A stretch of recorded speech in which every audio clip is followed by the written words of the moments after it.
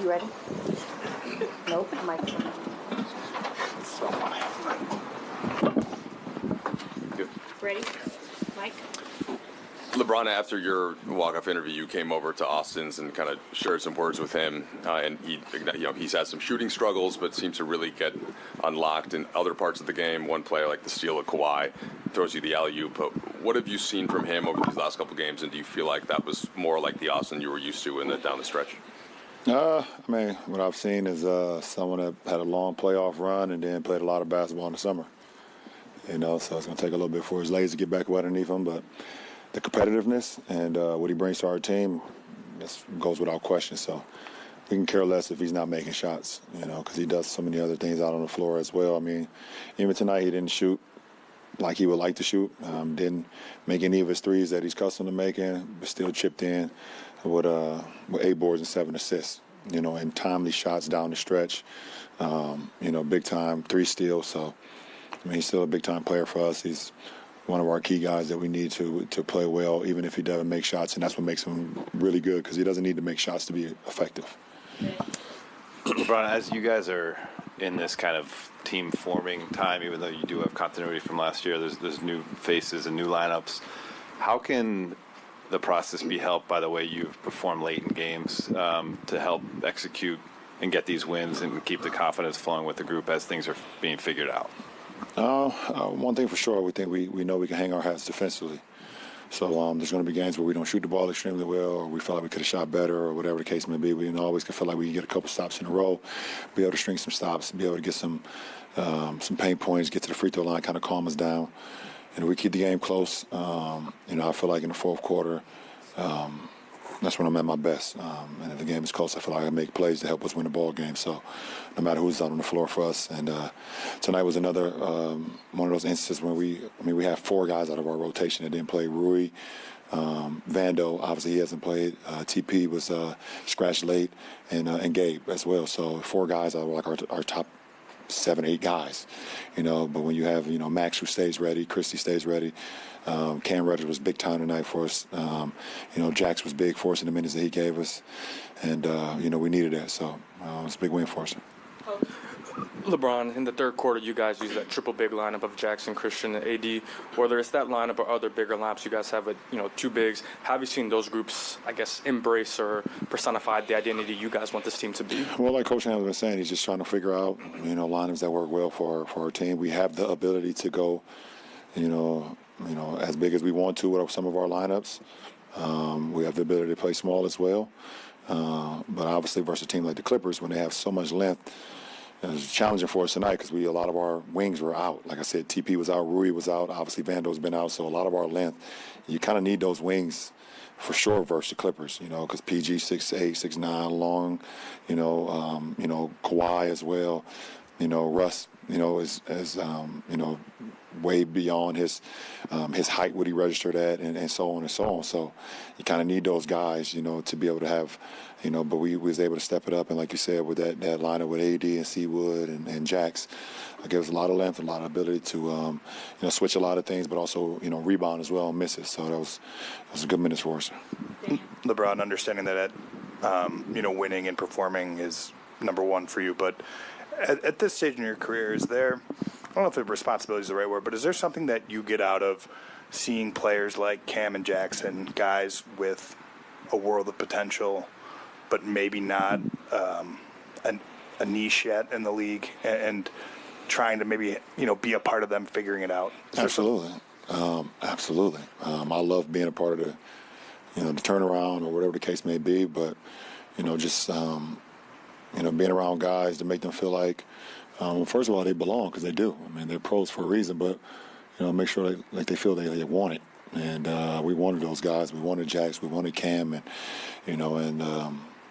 it doesn't matter about the shot making or things of that nature. I think everybody get caught up in how many points you had at the end of the game or whatever the case may be.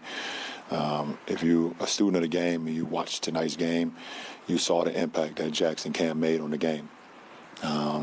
If you're not a student of the game, then you're probably going to be on Twitter and talking about Cam only had 8 points and Jax only had 3 points, and so you shouldn't worry about those guys.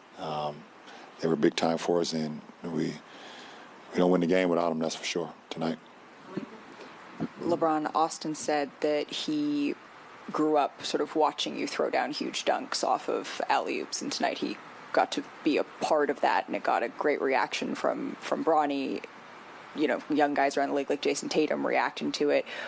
Those moments in year 21 to energize your teammates, what do you think that does for a group that's building? I'm just happy I'm still able to go get him at this at this point in my career. I mean, he trusted me to go get it, so I just want to go up there, and I understand how much of a momentum play those are, especially coming off a turnover. We get a good fast break, and obviously, Magic, Kareem, and those guys create a showtime and things of that nature. So you want to try to keep that going. These fans always love the fast break here, so. To finish it with an alley-oop at that point in time, to have us go up 5, them call a timeout, the crowd keeps going and things of that nature. Big time momentum play for us, and happy to be on the side where they are. It's one of my favorite guys for sure.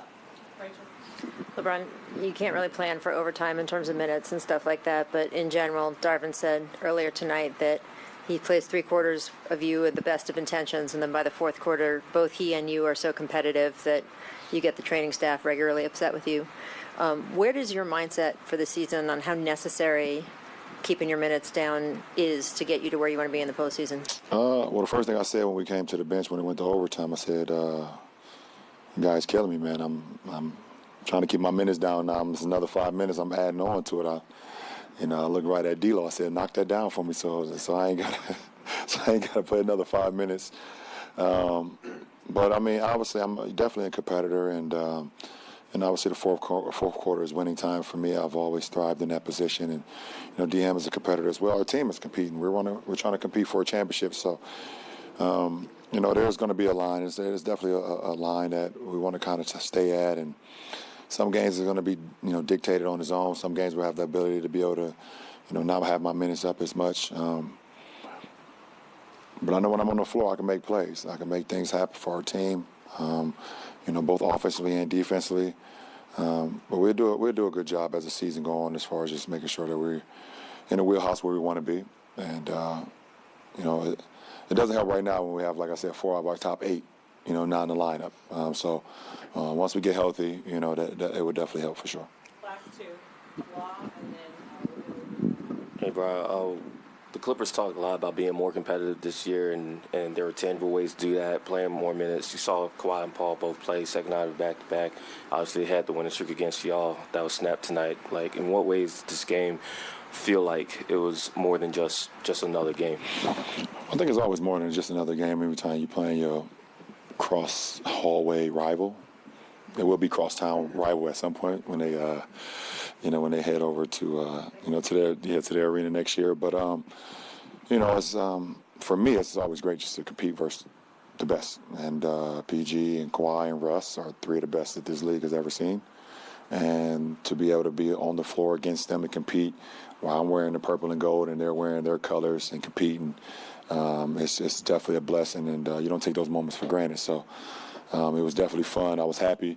I even stated, I was like, I hope those guys are playing, because I just, that's what the game is about, being able to compete versus the best. I hope they're playing tonight, and, it was fun. I mean, PG hit some big-time plays to send it in overtime. Kawhi was spectacular from the beginning. I think he had like their first 13 out of 15.